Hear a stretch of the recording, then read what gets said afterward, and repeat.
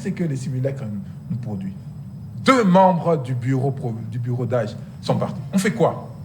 Ah, tu n'as pas répondu à cette question malheureusement, oui. On fait quoi? Comment on va s'y prendre? Comment on s'organise? Parce que le bureau d'âge va organiser les élections pour le bureau définitif. Comment ça se passait? Ça, c'est très compliqué. Qu'est-ce qu'on fait? Donc vous voyez, Qu'est-ce qu'on fait? On rentre dans la même formule. Quand nous dénonçons, On rentre dans la même formule. et c'est sous base de Ils quelle sont loi? remplacés par le jeune. Quelle est la loi? Quelle est la loi? La loi le dit. C'est ça aussi. Mais s'il y a un règlement, Même un article du règlement d'ordre intérieur. on se réfère maintenant au Monsieur règlement. Maïl. Quand le règlement ne dit rien, on crée une jurisprudence. Monsieur Quand la loi ne dit rien, on crée. Monsieur- La jurisprudence aussi, c'est une source de droit. Monsieur Mayele, ça a été un simulacre d'élection. Et il y aura des conséquences. Tout ceci ne sont que conséquences du simulacre d'élection. Tête à tête, tu sais ce qu'il dit. En perspective, bien sûr. Exactement. Monsieur Guélor, je pense que nous sommes dans la sphère étatique. C'est que dans la sphère étatique, même s'il y a des combats qui s'engagent, la démarche diplomatique n'est pas exclue. Le problème, c'est que lorsque on va dans la démarche démocratique et diplomatique, excusez-moi, c'est les contenus de cette démarche. C'est les contenus. Nous avons vu M. Fayulu critiquer M. Tshisekedi, mais lorsqu'il y a eu concertation de différents candidats présidents, je pensais que M. Fayulu ne serait pas là. Mais malheureusement, il était là. C'est de cette même manière que je conçois la chose. C'est les contenus. La posture que le Congo a. Nous avons eu la guerre mondiale ici, 1940-45, avec les deux blocs. Je pensais que jamais les États-Unis, les Russes, tout ça, ils allaient s'asseoir pour parler. Mais au regard de tout ce qui s'est passé comme atrocité, à un moment, ils se sont assis pour parler. Ça sera pour la finalité d'après vous? Oui. Non, le problème, c'est que si cela arriverait, le Congo aujourd'hui part en position de force. Nous partons en position de force? Oui, nous partons en position de force. Comment Pourquoi? Qu'aujourd'hui, si le Congo, je pars dans cette hypothèse, aurait déclaré la guerre au Rwanda, géopolitiquement, le Rwanda aurait des alliés officiels. Géopolitiquement, le Rwanda aurait des alliés officiels. Parce que la guerre serait déclarée par la RDC. Oui, la guerre serait déclarée par la RDC. Géopolitiquement, le Rwanda aurait des alliés officiels. Partons dans cette hypothèse. Les alliés officiels du Rwanda aujourd'hui seraient la Belgique, la France, les États-Unis. Parce que l'histoire nous apprend que lorsqu'il y a une cabale internationale pour asseoir l'insécurité à l'Est, depuis 1994, les parrains de ces cabales, ce sont les pays que moi j'ai cités. Donc, d'après vous, si on n'arrive pas à déclarer la guerre, c'est une manière, c'est pas une façon de déjouer un jeu, un complot vous savez aujourd'hui, contre nous. Si nous déclarons la guerre, il y a des alliés officiels, le Rwanda s'est réalimenté officiellement au profit de gagner des espaces en République démocratique du Congo. Le président Tshisekedi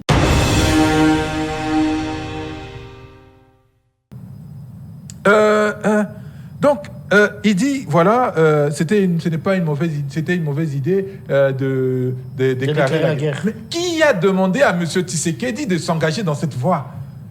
Est-ce que nous avons dit en 2020 qu'il fallait faire la guerre au Rwanda? Il n'a pas suivi. Il a décidé de son propre arbitre en disant qu'à la moindre escarmouche, nous n'avons pas mis les mots dans la bouche. C'est lui qui s'est décidé en disant à la moindre escarmouche, je vais réunir les chambres et je vais déclarer la guerre. Et c'est le même Tshisekedi qui revient après pour nous dire, voilà, il y a des initiatives au niveau international pour résoudre la question de manière différente. Mais monsieur, pour qui vous faites passer monsieur Félix Tshisekedi au final? J'arrive plus à comprendre, vous, les communicateurs de l'Union sacrée. Donc vous faites passer monsieur Tshisekedi pour quelqu'un qui dit des choses et son contraire et qui ne respecte pas sa propre parole. C'est dangereux, monsieur Maïle. Malheureusement pour vous, Mamba est déjà dans la rébellion. Il n'a pas eu le temps de vous inculquer les rudiments de la communication, le rudiment de porter la parole d'une certaine organisation et institution. Et c'est très dommage. Donc Donc nous disons que c'est de l'initiative de M. Tshisekedi qui a dit qu'il allait déclarer la guerre et nous lui demandons de respecter sa parole. C'est la moindre des choses. Le Rwanda n'écoutera pas un autre langage. Le Rwanda écoutera le rapport de force et c'est tout. Et la population est prête pour ça. La population est prête à aller se battre, à défendre son pays. Vous avez vu les Wazalendo que vous n'arrivez plus à utiliser aujourd'hui parce qu'ils sont devenus incapables du fait de votre incapacité à gérer les organisations. Les Wazalendo sont aujourd'hui, ils n'arrivent plus à défendre valablement nos territoires. Nos territoires sont en train d'être conquis jour et nuit par les rebelles. Qu'est-ce qu'on fait pendant ces temps-là? On fait rien. M. Maélé dit que si on allait déclarer la guerre, le Rwanda aurait officiellement dit « Mais M. Maélé, suivez au moins la télé si vous ne lisez pas. » La Pologne, qui est l'un des piliers de l'OTAN pour l'Union européenne, est venue au Rwanda. Pourquoi? Ce n'était pas pour donner des fleurs à Kagame. C'était effectivement pour concrétiser des accords. Le Rwanda a ses alliés. Et pourquoi la RDC est incapable d'avoir des alliés? Parce que vous avez une diplomatie des faibles et des nuls. Personne ne nous écoute, personne ne nous respecte. M. Tshisekedi parle surtout, vous dites dans tous les salons, dans tous les forums. Mais qui l'entend? Qui l'écoute? Qui prend en considération ce que nous sommes en train de dire? Plus personne ne nous prend en considération de ce fait-là. Ce que nous demandons, c'est qu'il faudrait que nous soyons capables, lorsque nous disons, même Nakimo Bali Nabiso, lorsque nous prenons la parole, nous prenons des engagements, soyons prêts à les réaliser. Sinon, ne prenons pas la parole. Sinon, ne disons pas ce que nous pensons pour que demain, on ne nous les reproche pas. Comme j'ai toujours dit, décider université des mensonges, dans cette même logique, il commence à faire des Fayoulou un homme super. Je comprends M. Badjogo parce que c'est un intellectuel avéré, un érudit. Il utilise une figure de style plutôt qu'on appelle l'hyperbole. M. Fayoulou, c'est un leader, un grand homme. Oui, M. Fayoulou, c'est un leader, mais à Faden House. Est-ce qu'aujourd'hui, soyons vrais avec nous. Soyez aussi vrais avec votre cœur et votre conscience. Quand vous posez la question même à votre femme, est-ce que M. Fayoulou a une certaine fiabilité? À votre femme, pas à une autre personne. Déjà chez lui à la maison, M. Fayoulou n'a pas de fiabilité. M. Maélé, lorsque M. Félix Tshisekedi fait son point de presse avec M. Mouyaya, on lui pose la question de savoir qu'il aura un pays où il n'y a pas d'opposition. On lui pose la question. Vous avez entendu la réponse de M. Tshisekedi? Est-ce que vous avez entendu la réponse? Est-ce que vous avez suivi M. Tshisekedi? En tant que communicateur, vous auriez dû, vous avez suivi? Vous connaissez sa réponse? Oui, je connais. Qu'est-ce qu'il a dit? Non, c'est vous, il faut le dire. C'est à vous de le dire, non? Il a dit que s'il n'y a pas d'opposition, c'est parce que Martin Fayulu n'a pas aligné des candidats. Alors c'est notre faute. Parce que Martin Fayulu, c'est un leader. Et il le sait. M. Tshisekedi le sait. Vous n'avez pas compris le sens qu'il a posé la question. Reconnaître Tshisekedi. Voilà, c'est ce qu'il a dit. Oui, M. Tshisekedi le sait. Vous êtes aussi leader, non? Mais à chacun à son niveau. Martin Fayulu était un plus grand leader que moi. Ah, d'accord. Donc, j'aspire. Laissez-moi finir. J'aime la franchise de Tshisekedi qui est démocrate, qui reconnaît le leadership de Fayulu. Mais parce que vous avez négligé le leadership, vous avez dit qu'il est leader à Faden House. Ok, donc j'ai essayé d'être en phase avec M. Tshisekedi. Pour un instant, vous dites que moi je suis endoctriné. Non, moi je suis en phase avec mon leader. Je suis en phase avec Martin Fayulu. Mais vous n'êtes pas en phase avec votre leader qui est M. Tshisekedi. À vous tous et à vous qui êtes branchés, c'est un plaisir de vous retrouver encore pour ce nouveau Nice Press à mes fidèles téléspectateurs. Des invités sur ces plateaux, des tendances différentes, mais ils ont tous le drapeau de la RDC. De l'autre côté, c'est Yves Badjogo qui représente à son tour sur ces plateaux, bien sûr, décidé. Comprenez que la résistance, pour ne pas dire forcément l'opposition, est représentée sur ces plateaux. De l'autre côté, c'est Joe Maélé pour le compte de l'Union Sacrée. Ensemble, les bâtons en but, pendant 50 minutes en tout cas, nous allons vous donner des éclairages par rapport aux questions qui seront évoquées. Vous êtes sans ignorer que la Cour constitutionnelle venait d'invalider et de confirmer certains candidats. UDPS a rajouté 5 députés sur sa liste. Par contre, du côté Bahati Lukwebo, il y a 9 qui sont invalidés. Il y a déjà des frustrations. D'aucuns parlent même de guéguerre au sein de l'Union Sacrée. Qu'adviendra-t-il? Nous allons vous en dire plus. Nous allons développer la question. Nous vous parlerons également de la clôture ou encore des résolutions du Conseil national de l'ECD 2024. Il y a des résolutions, il y a des recommandations, s'il fallait dire.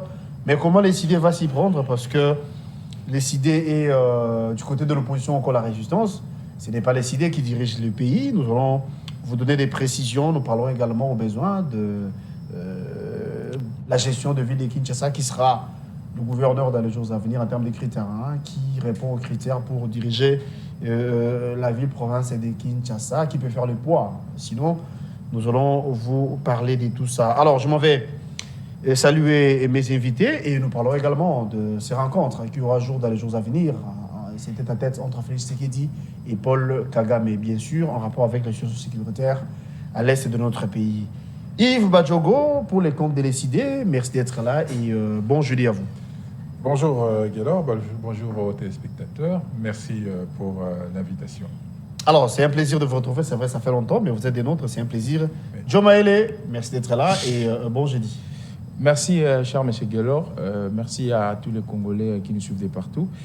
À chaque fois que je suis devant un membre de l'ECD, je suis toujours kilométrique au regard de la recette qu'ils nous ont proposée durant l'année électorale. Je pense que je fortifie l'université des mensonges qui est l'ECD au regard de tout ce qu'ils sont en train de nous proposer au sein de la société. Donc, force à eux et je pense qu'ils vont encore continuer par leur manière de faire les choses. Mais M. Gaylor, vous savez une chose, nous sommes pendant le mois de la femme. Je ne passerai pas sans pourtant louer toutes les femmes qui font un travail excellentissime. Ces femmes que moi j'appelle les personnes qui nous portent le jour. Entre guillemets, je suis en train de voir la gouverneure du Lualaba qui n'est rien d'autre que Madame Fifi Masuka, une dame qui a démontré de quoi elle était capable, une femme qui a donné du crédit important au bilan du président de la République, et Madame Yvette Angoussi, une dame aussi qui travaille de pair avec Madame Fifi Masuka. Au-delà de Madame Yvette, il y a aussi Madame Dia, et puis Madame Ariette Ouamou qui fait aussi un travail excellentissime. Donc, comme c'est le mois de la femme, nous sommes censés aussi dire les femmes qui se démarquent, parce que vous savez, la société est portée par les femmes. Aujourd'hui, les femmes sont des personnes superbement importantes pour la société.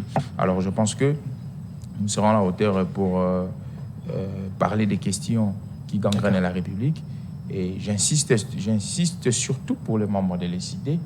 Et à chaque fois que nous sommes dans le plateau, c'est que l'Université des mensonges doit nous apporter chaque fois des nouveautés dans les concepts. Et je ne sais pas cette fois-ci si c'est quelle nouveauté, parce que c'était la résistance. La résistance, déjà, c'est un mensonge extrême, parce que la résistance dans nos textes n'existe pas. La Constitution reconnaît que l'opposition. Alors maintenant, c'est plus président élu, je ne sais plus si c'est quoi. Il faudrait qu'ils nous apprennent le Je pense que vous aurez la réponse tantôt. Yves Badjogo, pour le compte de l'ECD, nous allons parler République, nous allons parler Nation, c'est vrai. Vous étiez dans le Conseil national, voilà. Vous avez fait pratiquement une semaine ou plus. Il y a des résolutions mises en place. Vous n'êtes pas au pouvoir. Vous êtes à la résistance, bien que vous avez suivi. Joe a dit clairement que les concepts en soi n'existaient pas, en tenant compte de nos textes ou encore la loi fondamentale. Mais sinon, vous dites que vous êtes dans la résistance, votre point de vue. Comment vous allez faire pour mettre en place les recommandations faites par vous-même? Déjà, il faut que je rappelle à mon ami Maele que l'on ne s'oppose pas à la fraude électorale. La fraude électorale a eu lieu en 2018 et on s'oppose encore moins à un simulacre d'élection qui a eu en 2023. Donc, je pense que nous restons cohérents avec nous-mêmes. Durant ces 20-25 dernières années, nous n'avons jamais eu que 2 personnes qui ont effectivement gagné des élections. Il y a eu Étienne Tshisekedi en 100 ans et il y a Martin Fayulu. Et entendu que nous avons dit que s'il y a eu un simulacre d'élection, nous ne considérons ni le processus, ni les résultats afférents. Nous pensons que Martin Fayulu reste, à ce titre, le dernier président réellement élu de cette République. Mais on ne va pas s'embêter avec la sémantique. Maëlle a le droit de croire et de penser ce qu'il veut. Nos compatriotes ont le droit aussi d'adhérer à la vision, à un courant qui portent leurs aspirations, et aujourd'hui c'est la résistance qui porte effectivement leurs aspirations. Pour revenir à ce qui a été notre Conseil national, nous avons passé 5 jours, nous avons réfléchi à l'organisation du parti, mais pas que, mais aussi au fonctionnement de la classe politique de manière générale. Mais comme vous savez, les questions sécuritaires, qui sont des questions importantes, ont pris une place prépondérante dans les discussions. Nous avons reçu 200 délégués de par la République démocratique du Congo, c'est-à-dire tous nos exécutifs, tous nos responsables en province, tous nos responsables à Kinshasa et partout ailleurs. Donc nous avons essayé d'échanger et nous avons sorti 10 résolutions phares. Et parmi ces 10 résolutions phares, la première concerne particulièrement les questions sécuritaires dans notre pays. Nous avons étayé nos propos. Je peux vous les rappeler. Nous avions dit, en ce qui concerne, dans le but de stabiliser l'Est de la RDC, oui. Le Conseil national de décider charge le Bureau national. Le Bureau national, ici, pour nous, c'est le bureau politique, d'exercer une pression soutenue pour la mise en œuvre des actions suivantes. A. Levée rapide de l'état de siège dans les provinces du Nord Kivu et de l'Ituri. B. Renforcement du soutien opérationnel aux forces armées de la RDC. Et la suite. C. Rupture des relations diplomatiques avec le Rwanda. Oui. Voyez, et fermeture de toutes les frontières avec ce pays. D. Émission d'un mandat d'arrêt international contre tous les responsables du M23 que nous connaissons, parce qu'on ne peut pas comprendre que M. Ngoma continue à se balader dans notre pays, continue à prendre la parole librement, sans être inquiété. Je pense qu'il voyage dans les pays aussi limitrophes de la RDC. Mais sinon, comment vous allez faire pour mettre tout ça en désister de l'accord cadre d'Addis Abeba pour la paix, la sécurité et la coopération pour la République démocratique du Congo et la région, et la mise en garde, ça c'est très important, de Monsieur Félix Tshisekedi contre toute velléité de conclure des accords visant à dissimuler l'invasion de l'Est du pays par des forces soutenues par les agresseurs. Je veux me limiter là pour ce qui concerne la question sécuritaire pour rétablir la paix. Vous me posez la question de savoir comment faire, mais c'est notre rôle, effectivement, en tant que politique. Mobiliser la population, embrasser la rue. Effectivement, embrasser la rue, je ne sais pas qu'est-ce que vous entendez par embrasser la rue. J'ai embrassé, mais mobiliser, embrasser peut-être. Embrasser, mais vous savez qu'à part nous, il n'y a aucun parti politique qui a la capacité de mobiliser dans la rue sur tous les chéquiers politiques aujourd'hui. Ne vous fiez pas au simulacre des élections qui ont produit 4 à 5% des résultats pour Faïlou, mais vous allez voir, nous allons revenir dans la rue, nous allons continuer à mobiliser cette population pour faire la pression nécessaire à ce que nous puissions atteindre nos objectifs. C'est ça notre travail. Nous sommes politiques, nous servons le pays, nous ne sommes pas comme les Maïs et tous les gens de l'Union sacrée qui pensent que pour servir la nation, il faut forcément être dans les institutions. Nous jouons notre rôle, nous faisons notre partition. Nous avons proposé en son temps le plan de sortie des crises, qui a malheureusement pas été entendu par nos amis et qui nous met dans la situation de laquelle nous sommes. Nous revenons aujourd'hui avec 10 résolutions du Conseil qui visent à sauver la RDC du danger auquel nous faisons face. Pensez-vous que cette fois-ci, on va prendre ou encore on va tenir compte de vos propositions? Sinon, mais le plus important, c'est la population. Prochainement. Moi, je vous inviterai bien vraiment à mettre les téléphones ouverts dans votre émission. Comme ça, vous allez entendre la population qui prendra position. Parce que lorsque nous sommes dans la rue, lorsque nous passons dans des émissions à téléphone ouvert, la population a déjà pris position. La population sait ce qu'il faut faire. La population sait avec qui elle doit être. Et ce qui est vrai, c'est qu'elle n'est pas avec M. Félix Tshisekedi, nonobstant les 80% que M. Kadima lui a donné. Et d'ailleurs, l'une des résolutions que nous avons, c'est de militer pour des sanctions contre M. Kadima. Si on a sanctionné M. Nanga en son temps, pourquoi on ne sanctionnerait pas M. Kadima aujourd'hui pour la forfaiture qu'il nous a organisée? Donc nous allons continuer à nous battre, nous n'allons pas perdre le Nord, nous continuons, nous savons ce qu'il y a de mieux pour notre pays, nous n'allons pas trahir nos valeurs. Parce que c'est ça le plus grand problème avec les politiciens. Dès qu'ils se retrouvent dans un moment de difficulté, eh bien, ils trahissent leurs valeurs. Nous sommes là, droit dans nos bottes, avec notre visionnaire qui est Martin Fayoulou, et nous continuons à réussir. Quelle chance, ou encore, que pensez-vous de ce tête-à-tête qui aura lieu très prochainement entre Félix Tshisekedi et Paul Kagame? C'est magnifique, parce que je me rappelle l'avoir dit à Maëlé ou à un autre membre de l'Union sacrée que M. Tshisekedi discuterait avec Kagame.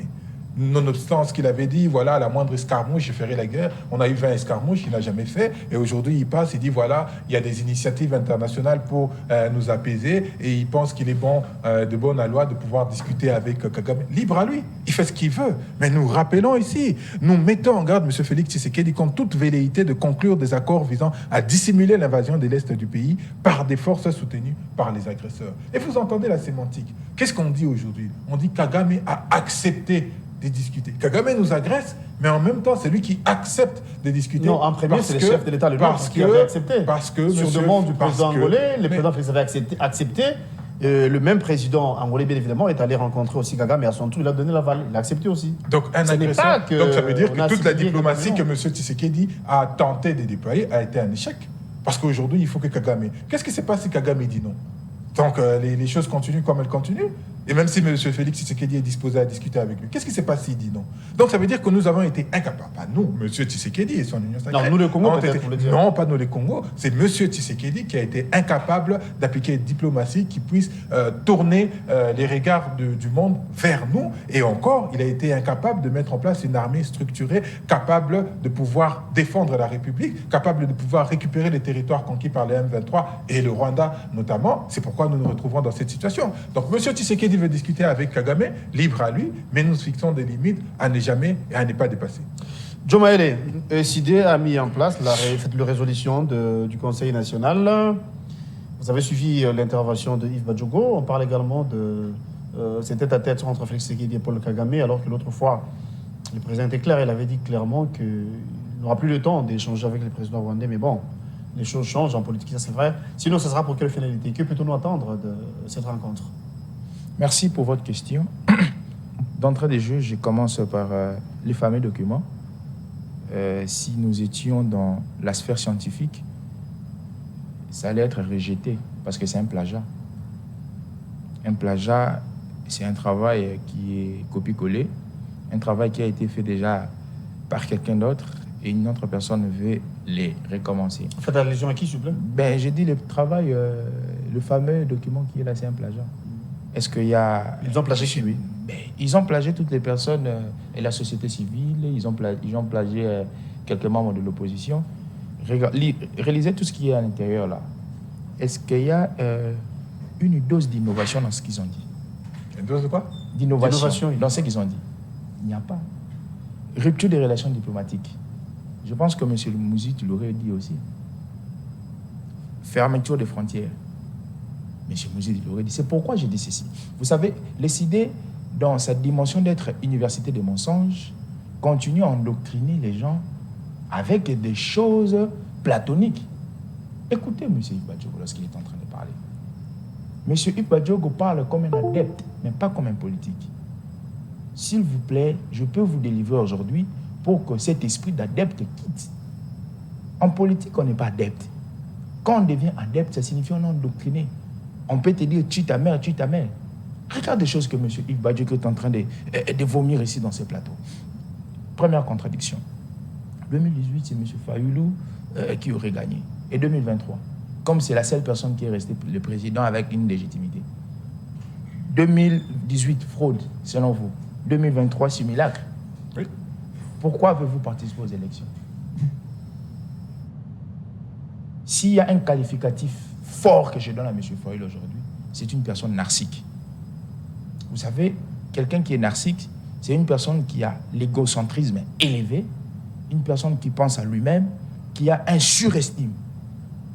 Vous pensez que M. Yves Badjogo ne peut pas être plus que M. Fayoulou? On a privé à M. Yves Badjogo sa velléité électorale au regard de M. Fayoulou. C'est une personne qui est adepte. Au regard d'être adepte, il se laisse plier. Il dit encore que, je suis toujours dans les documents, que ce sont des résolutions que nous proposons, que nous amenons. Oui. Je me pose une question. Ne soyons pas dans la dimension platonique, mais soyons dans les réels. Comment opérationnaliser ces fameux documents? L'applicabilité? Comment opérer? C'est la grande question que vous lui avez posée, mais M. Yves Badjogo n'a pas répondu. Dans la société... Il a dit que la population va on arrive. Entrons en sciences politiques. Dans la société, il y a deux grands types de personnes. Ils sont comme ça. Il y a ce qu'on appelle les gouvernants, il y a ce qu'on appelle les gouvernés. Pour agir au nom de la société, qui agit? C'est le gouvernant. C'est le gouvernant qui remédie aux besoins de la société, aux aléas du gouverné. Et le gouvernant, ce qu'on appelle le pouvoir. Vous avez un document. Vous faites partie de la classe des gouvernés. Or, pour proposer quelque chose, il faudrait faire une démarche institutionnelle. C'est qu'il dit passer à l'Assemblée nationale? Allez-y. il y a plusieurs institutions que vous pouvez saisir. Plusieurs. Ça dépend de votre méthodologie. De l'orientation que vous pouvez... Mais ils disent qu'il faut saisir la population. Pas saisir, mobiliser. Ils vont mobiliser la population. Vous savez pourquoi? Embrasser la rue, embrasser de manifestations. Lorsque la démocratie a commencé dans la Grèce antique, la démocratie directe, le peuple s'est réunissé dans les grands espaces pour prendre les grandes directives. Mais les grands théoriciens réfléchis ils disent que cette démocratie est désordonnée. Il faut chercher une minorité de personnes qu'on appelle la démocratie représentative pour qu'ils agissent au nom de ces personnes-là. Vous allez les réunir au stade des martyrs pour concrétiser ça. Vous allez réunir où? Sur le boulevard Lumumba. Donc, monsieur Yves, vous n'avez plus un narratif solide. Vous rédigez des documents. Aujourd'hui, vous dites que c'est le peuple qui va les concrétiser. La population. La seule question que moi je pose, c'est quoi les moyens d'opérationnalisation de ces documents? Ou la méthodologie de la concrétisation de ces documents? Parce que si vous allez vers le pouvoir Tshisekedi, je veux rire. Parce que le pouvoir est illégitime selon vous. Parce que le seul canal par lequel que ces documents peuvent être pris en compte, c'est le canal institutionnel. Or, les institutions actuellement, selon vous, ce sont des institutions illégitimes. Donc, créez un autre Congo qui sera platonique. Cherchez vos institutions légitimes pour la matérialisation. Alors, parlons de ce tête-à-tête. Tête-à-tête, tu sais qu'il dit. En perspective, bien sûr. Exactement. Monsieur Guélor, je pense que nous sommes dans la sphère étatique. C'est que dans la sphère étatique, même s'il y a des combats qui s'engagent, la démarche diplomatique n'est pas exclue. Le problème, c'est que lorsque on va dans la démarche démocratique et diplomatique, excusez-moi, c'est les contenus de cette démarche. C'est les contenus. Nous avons vu M. Fayulu critiquer M. Tshisekedi, mais lorsqu'il y a eu concertation de différents candidats présidents, je pensais que M. Fayulu ne serait pas là. Mais malheureusement, il était là. C'est de cette même manière que je conçois la chose. C'est le contenu, la posture que le Congo a. Nous avons eu la guerre mondiale ici, 1940-45, avec les deux blocs. Je pensais que jamais les États-Unis, les Russes, tout ça, ils allaient s'asseoir pour parler. Mais au regard de tout ce qui s'est passé comme atrocité, à un moment, ils se sont assis pour parler. Ça sera pour la finalité d'après vous? Oui. Non, le problème, c'est que si cela arriverait, le Congo aujourd'hui part en position de force. Nous partons en position de force? Oui, nous partons en position de force. Pourquoi? Parce que nous avons un président de la République, déjà, qui parle clairement de la situation, un président qui pointe le doigt le Rwanda, un président qui n'a pas froid aux yeux pour... Parler, oui, mais sa parole ne ferait personne, c'est ça aussi? Non, la parole... Au fait, la première des choses, c'est que lorsqu'on est dans ces cadres-là, il faudrait dire les choses tout haut. À supposer que Kagame maintenait sa position. Mais à supposer que Kagame maintenait sa position, il y a des alternatives qui sont prises. Vous pensez que le Congo, par les biais de ces institutions, ne travaille pas? Ce n'est pas pour une première que dénonce Kagame. Non, le nom de Kagame est cité depuis. Nous avons tous les rapports qu'on appelle mapping. Non, vous savez, il y a les noms qui sont cités. Vous savez, M. Guélor. Aujourd'hui, maintenant, à l'Est, il y a nos compatriotes qui tombent. Je sais. Les M23 continuent à nous tuer. Qu'est-ce qui nous empêche, nous aussi, de répliquer, de faire ce qu'on appelle rapport de force là? Pourquoi on n'arrive pas à le faire? La question de la République démocratique. Et vous dites qu'on part en position de force. C'est votre point de vue, en tout cas. Laissez-moi un peu vous m'étaler sur cette question. C'est une question très importante. La question sécuritaire au Congo, ce n'est pas une question qu'il faudrait seulement voir par l'armée congolaise. Je vais vous donner un exemple aujourd'hui. Un exemple plus bref. Aujourd'hui, nous... Mais d'abord, vous aurez le temps de donner vos exemples, encore votre exemple. Mais qu'est-ce qui vous pousse à dire que nous partons dans une position de force? Non, nous partons en position... à mon humble avis, nous partons en position de force au regard de la posture qu'a pris M. Tshisekedi. Parce que dans les temps passés, nous avons eu cette crise sécuritaire, mais celui qui était avant Tshisekedi ne se prononçait pas ainsi. Mais M. Tshisekedi aujourd'hui, partout, dans tous les salons diplomatiques, il ne voile pas les choses. ils pointent le doigt du Rwanda. Et aujourd'hui, le langage international, ce n'est pas moi qui l'ai dit, le langage international change. Si vous partez par exemple au Parlement européen, il y a plusieurs parlementaires européens. Qu'est-ce qui semble important ici d'après vous? Le fait de prononcer, de dénoncer? Non, ou bien le fait d'agir sur le terrain? Parce qu'en son temps, on n'a jamais perdu Bounagana depuis 2 ans. Non, il ne faudrait pas seulement s'arrêter dans... C'est à titre d'exemple. Exactement. Bounagana, je vous parler de Minembwe. En fait, la démarche ne peut pas être seulement une démarche rhétorique. La démarche doit aussi être une démarche pratique. Alors, moi, je vais arriver... Il y avait des exemples à donner, oui. Je veux plus m'asseoir. Cette crise sécuritaire, il faudrait plus la concevoir dans une dimension géopolitique pour comprendre les contours de cette crise politique. C'est qu'aujourd'hui, si le Congo, je pars dans cette hypothèse, aurait déclaré la guerre au Rwanda, géopolitiquement, le Rwanda aurait des alliés officiels. Géopolitiquement, le Rwanda aurait des alliés officiels. Parce que la guerre serait déclarée par la RDC. Oui, la guerre serait déclarée par la RDC. Géopolitiquement, le Rwanda aurait des alliés officiels. Partons dans cette hypothèse. Les alliés officiels du Rwanda aujourd'hui seraient la Belgique, la France, les États-Unis. Parce que l'histoire nous apprend que lorsqu'il y a eu cabale internationale pour asseoir l'insécurité à l'Est, depuis 1994, les parrains de ces cabales, ce sont les pays que moi j'ai cités.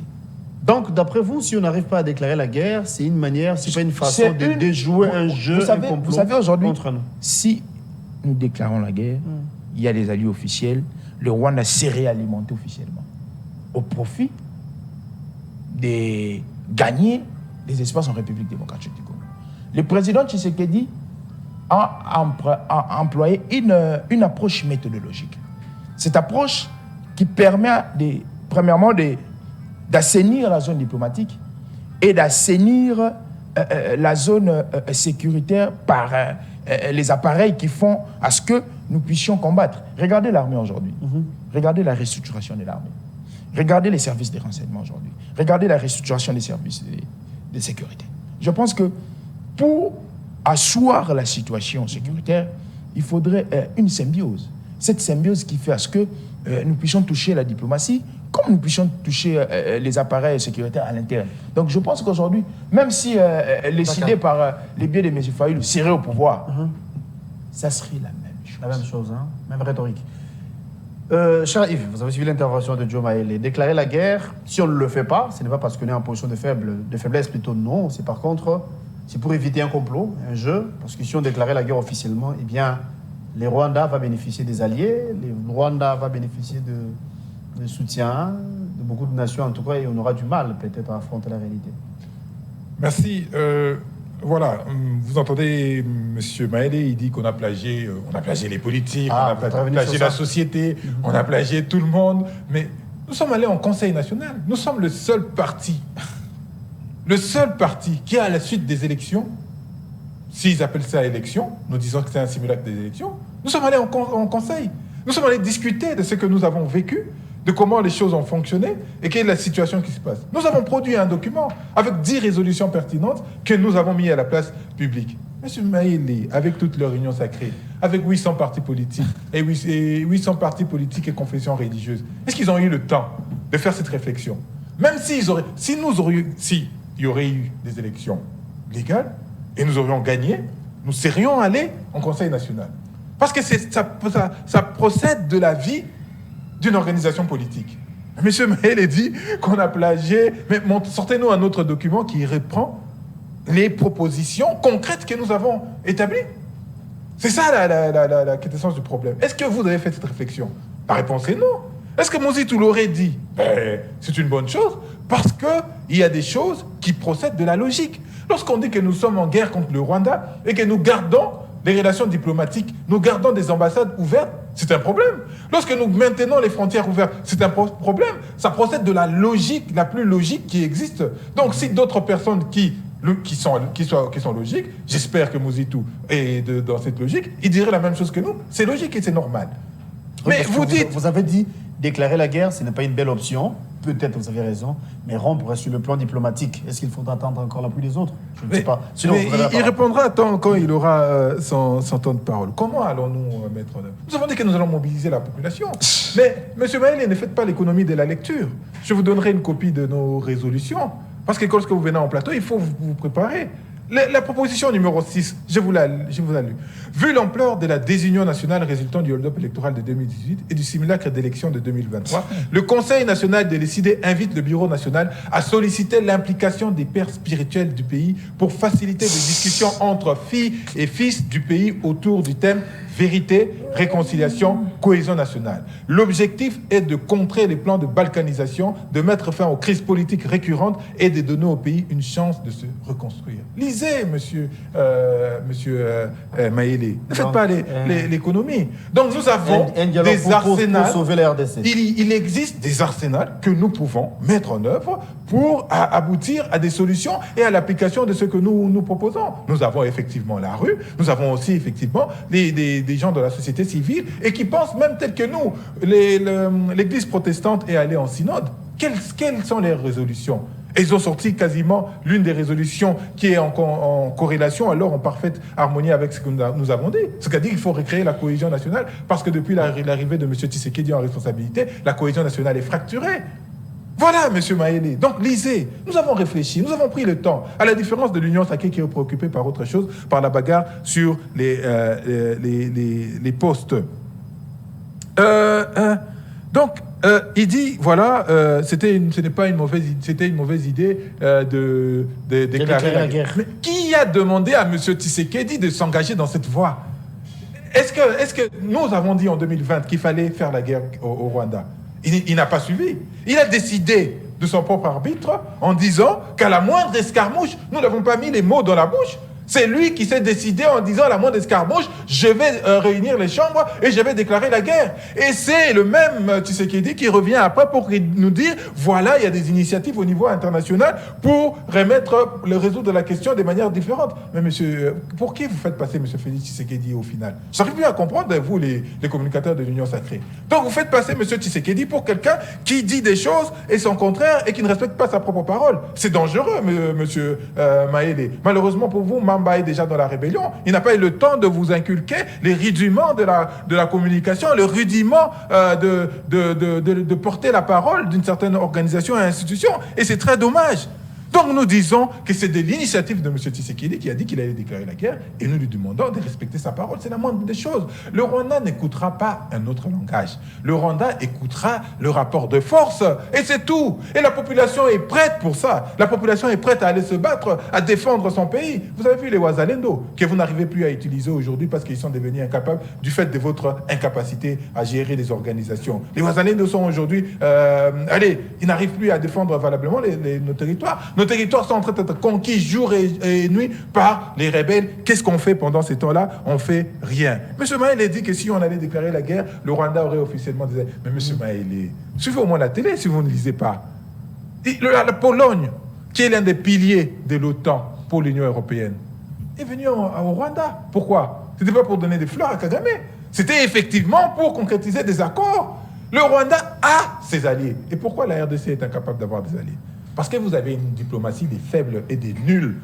Personne ne nous écoute, personne ne nous respecte. M. Tshisekedi parle surtout, vous dites, dans tous les salons, dans tous les forums. Mais qui l'entend? Qui l'écoute? Qui prend en considération ce que nous sommes en train de dire? Plus personne ne nous prend en considération de ce fait-là. Ce que nous demandons, c'est qu'il faudrait que nous soyons capables, lorsque nous disons, même Nakimo Bali Nabiso, lorsque nous prenons la parole, nous prenons des engagements, soyons prêts à les réaliser. Sinon, ne prenons pas la parole. Sinon, ne disons pas ce que nous pensons pour que demain, on ne nous les reproche pas, monsieur Maëlé. C'est aussi simple que ça. Merci. Et écoutez M. Maëlé finir par les langages des faibles.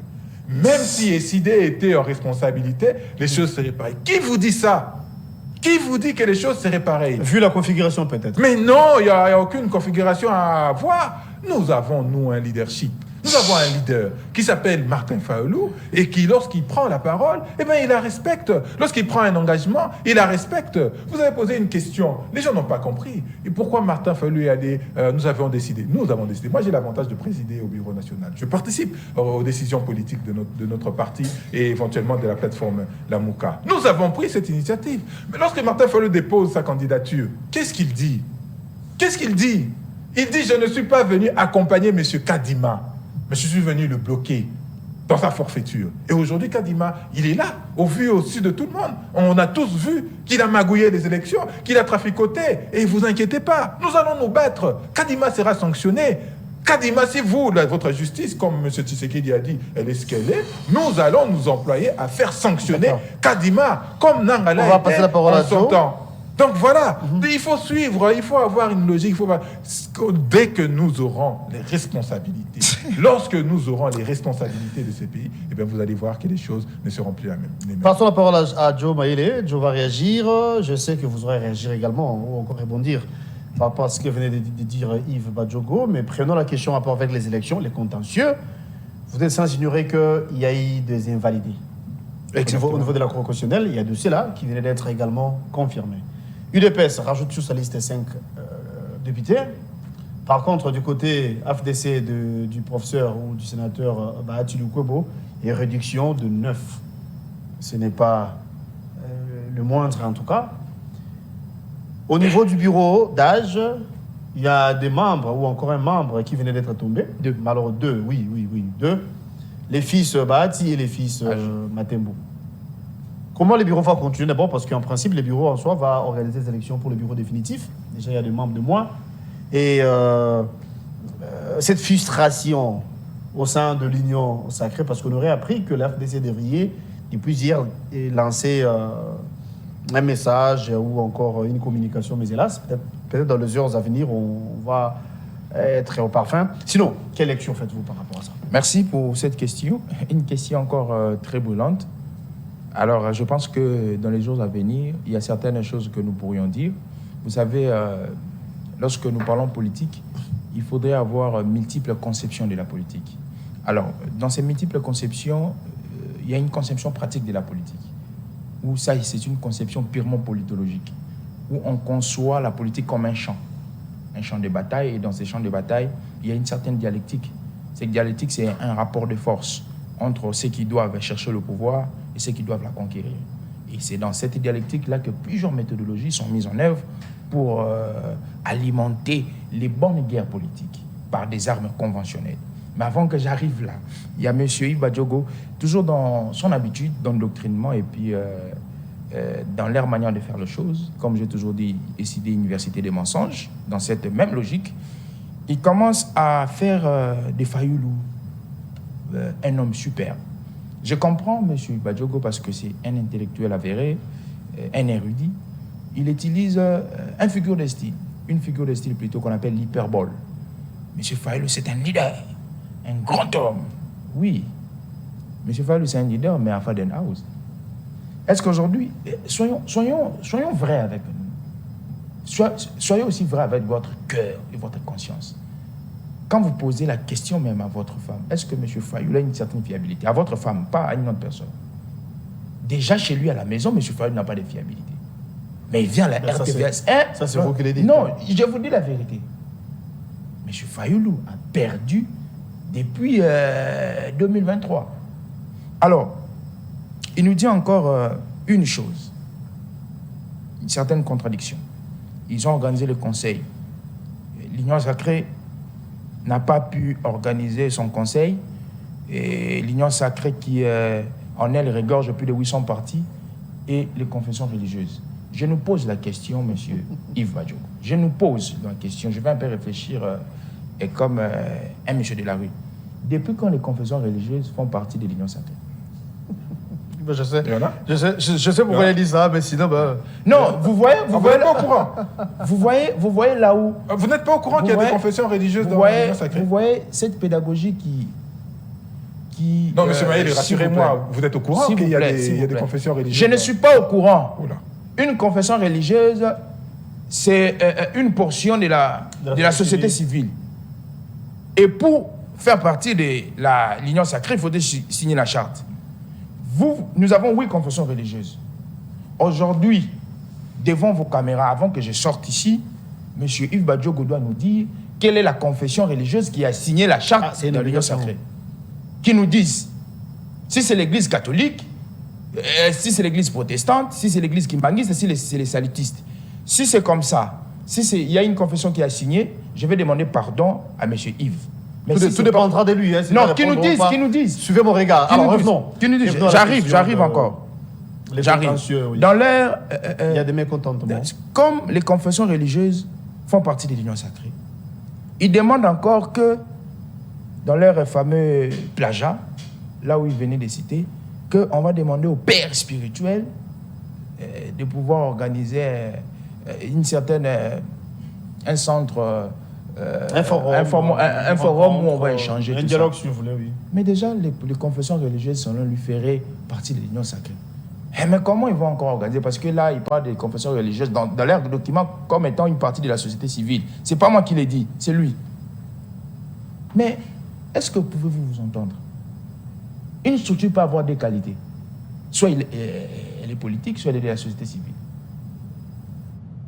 Monsieur Yves, comme M. Mamba doit m'apprendre les rudimentaires de la communication, aujourd'hui, vous aussi, vous allez apprendre chez M. Mamba. Regardez là où il tombe. Monsieur Yves, j'ai de l'estime et de la considération pour vous. La question de la RDC, j'arrive, c'est très important. Très important. Pourquoi la RDC ne se fait pas, pourquoi la RDC ne se fait pas des alliés fiables? Je suis politologue de formation. Je parle de l'approche géopolitique. Aujourd'hui, la RDC, c'est le centre des enjeux mondiaux. La diplomatie serait faible? Non, bien sûr. Non. C'est pas la question de la diplomatie. C'est pas la question de la diplomatie. La RDC, géopolitiquement, c'est les pivots. Je ne sais pas si on se comprend. C'est une approche géopolitique, c'est les pivots. Vous savez, lorsque les États-Unis ont voulu se développer, c'est la même approche qu'elle a utilisée, début XXe siècle. Elle dit qu'il faudrait copier la démarche de la Grande-Bretagne, qui fut à l'époque la grande force militaire. Construire une force navale, construire une force aérienne, mais il faut arrêter le Japon, que le Japon ne sorte pas en dehors de l'Asie. C'est ce qu'on fait avec le Congo. Le Congo, aujourd'hui, c'est le pivot de l'Afrique. On sait que si le Congo se développe aujourd'hui, automatiquement, l'Afrique va s'asseoir. Quand l'Afrique va s'asseoir, il y aura revers des balances. L'Occident, son client naturel, c'est l'Afrique. Donc, il faut bloquer à la source. Les cabales internationales, c'est cabales ici, c'est complet international. Monsieur Yves, vous êtes un grand érudit. Lorsque ça a commencé, quels sont les parrains de ces cabales? Je ne sais pas, ce sont ces pays-là qui ont alimenté au travers le Rwanda, Ouganda, Burundi. Donc aujourd'hui, ce n'est pas question de la fiabilité de la République démocratique du Congo. Non. Le Congo aujourd'hui, c'est le monde. Le Congo regorge 80% des réserves mondiales du coltan. Et nous tous ici, nous avons des smartphones. C'est utilisé par quoi? Le Congo aujourd'hui a 50% des réserves mondiales du cuivre à haute teneur. Regardez un peu cette approche. Et puis le Congo aujourd'hui, c'est un élément du puzzle mondial du plan de vue environnemental. Donc, regardons tous ces éléments. Il ne faudrait pas parler de la fiabilité des relations en République. La question des contentieux. La question des contentieux. Je pense que la première des choses, je vais aller dans une approche qui est purement théorique. C'est que, pour moi, ça manifeste la respiration de notre démocracie. Est-ce que ce n'est pas fait à dessein? Du fait que l'autre fois, l'informateur avait dit que il avait mis en surseoir ses travaux pour attendre les résultats de la Cour. Oui. D'aucuns, en tout cas je dis bien, il y a ceux-là qui pensent que c'est fait exprès pour réduire la force de Bahati. Non. Pour réduire le poids politique de Caméré, pour réduire tout ça. Vous savez, l'informateur... Parce que l'UDPS a rajouté 5 députés sur sa liste. Vous savez, l'informateur aujourd'hui a une dimension politique. Non, c'est à titre d'exemple. Oui, l'informateur a une dimension avec politique. Les invalidés. Oui. Ici, non, nous ne sommes pas dans ça. L'informateur a une dimension politique. La démarche qui a été faite, c'est une démarche juridictionnelle. L'informateur n'est pas une institution. La démarche qui a été faite, c'est une démarche institutionnelle. C'est une démarche aujourd'hui qui montre à ce que comment notre démocratie est en train de maturer. Je pense, si on ajoutait, si aujourd'hui la Cour constitutionnelle a validé 5 du côté de l'UDPS, cela n'est pas un élément qui fait de l'UDPS majoritaire au Parlement. Parce qu'il faudrait savoir ici. Ben c'est la première fois. Il faudrait savoir exactement. L'arithmétique parlementaire, c'est que lorsque on doit avoir la majorité... Rapidement, on va chuter de oui, côté. dans l'arithmétique... C'est votre dernière prise de parole. Oui. Dans l'arithmétique parlementaire, lorsque on doit avoir la majorité, il faut avoir 251 plus 1, la majorité simple. Alors, à plus de 300 députés, on a la majorité absolue. Mais l'UDPS n'a pas atteint cette majorité. Tout ce qui vient de se faire aujourd'hui, moi je pense que ça va avec la respiration de notre démocratie. Vous savez, pour que vous soyez en vie, il faudrait que les signes vitaux y soient. Donc la démocratie congolaise respire au regard de ces indicateurs. Qu'est-ce qui fait qu'il y ait des mécontentements au sein même de l'Union sacrée, je voulais dire? Je pense que toute personne qui a une recette électorale et qui se voit amoindrir ne sera pas content, ne serait pas content. Et je pense que quand on vient ici, je conçois la politique, comme je vous ai dit, comme une scène, un champ de bataille. Personne n'est content lorsque il voit ses députés être amoindris. Personne. Mais ce que je vais dire, c'est quoi? Il y a certaines personnes qui alimentent les faux débats. M. Kamere, M. Mbosso, M. Bati sont des personnes fiables pour M. Tshisekedi. Aujourd'hui, M. Tshisekedi a tant besoin de M. Mbosso, M. Kamere que M. Bati. Ce sont des personnes aujourd'hui qui ont démontré une certaine fiabilité au regard de M. Tshisekedi.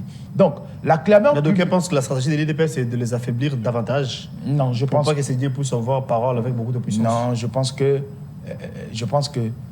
il y a la recette qui a été déjà faite après les élections. Merci Joe Maïlé d'être venu. Tout ce qui s'est fait aujourd'hui, moi je pense que c'est la clameur publique qui alimente et puis c'est les médias. C'est les médias qui oui, c'est les médias qui alimentent. Pourquoi? Mais pas oui, merci d'être là.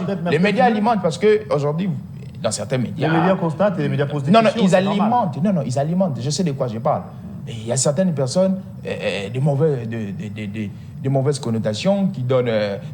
ils font de M. Bat, il est mal aimé de l'Union sacrée avec des propos déplacés. Moi, je dis non. Ils entretiennent, premièrement, de bonnes relations avec les présidents de la République, que ce soit personnellement comme politiquement. Donc, je pense que... Il a perdu 9 de ses députés. Franchement, c'est beaucoup. Merci d'être venu. Je rappelle que vous êtes de l'Union sacrée. Exactement. Joe Maïlé, merci d'avoir répondu à notre invitation. Je vous en prie.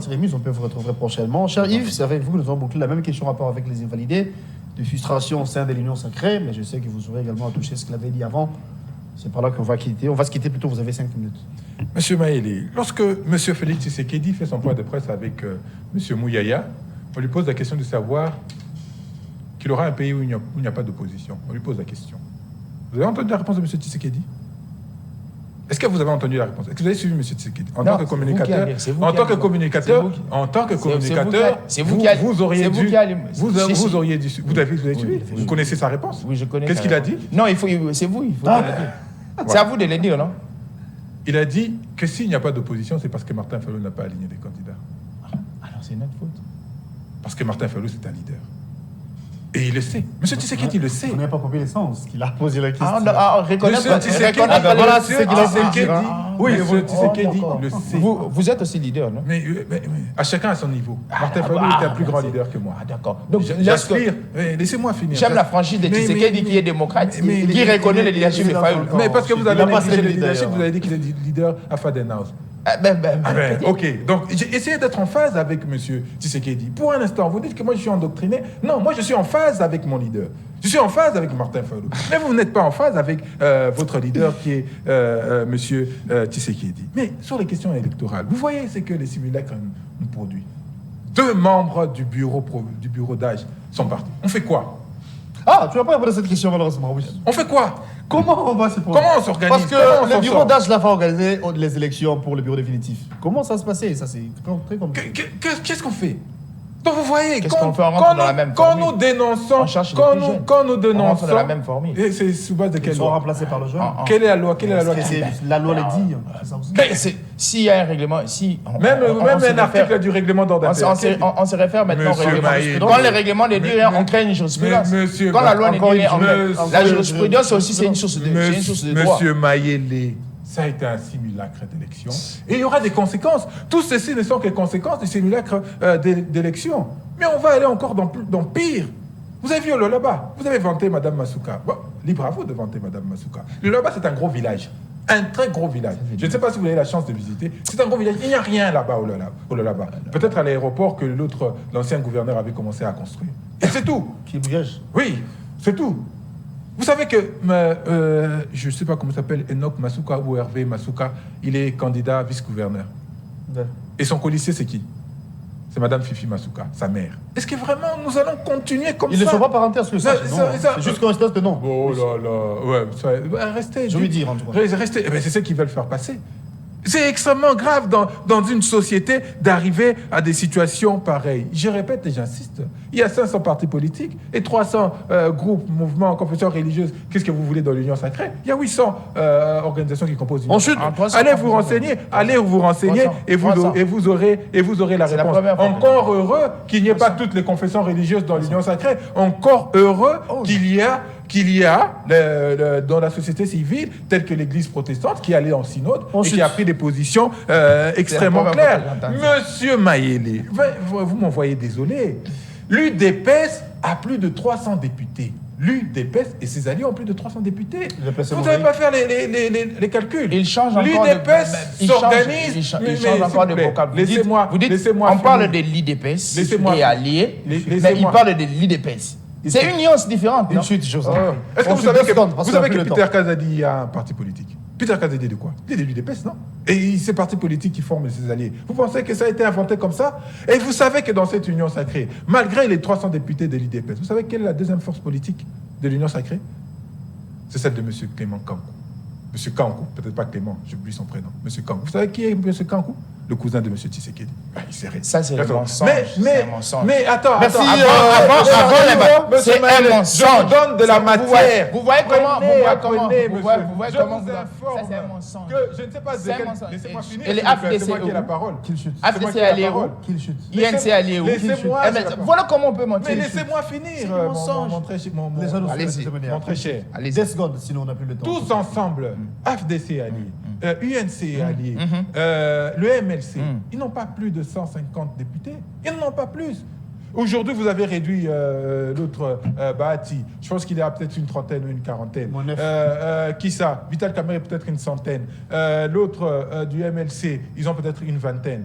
Je vous dis que tout est organisé. Je ne sais pas. Alors, moi, je vous conseillerais, allez à l'UDPS. Si vous êtes dans un autre parti politique dans l'Union sacrée, sachez qu'ils mettent tout en œuvre pour vous bloquer. Merci. C'est faux. C'est ça la réalité. Nous allons la vivre. Je rappelle que vous êtes décidé. Merci d'avoir répondu à notre invitation. J'ai compris. C'est la fin. Moi, j'aurais été 30 secondes. J'aurais été une chose. Que dans ces pays, nous avons 500 partis politiques. Les enfants qui vont faire l'examen d'État. Les enfants qui vont faire dans l'Union sacrée. Vous allez faire l'examen d'État cette année. On a 500 partis politiques et 300 confessions religieuses, ce qui fait 800. Donc, on n'a plus 8 confessions religieuses. C'est la fin. On va vous retrouver demain à la même heure avec le même plaisir pour un nouveau numéro. À mes invités, merci pour la disponibilité. Je vous en prie. La rediffusion aussi à 18h. Les internautes, abonnez-vous à Nice Télévision, abonnez-vous à la RTVS. Merci à Molo Cantoni, merci à Humbel. Au revoir. Et merci également à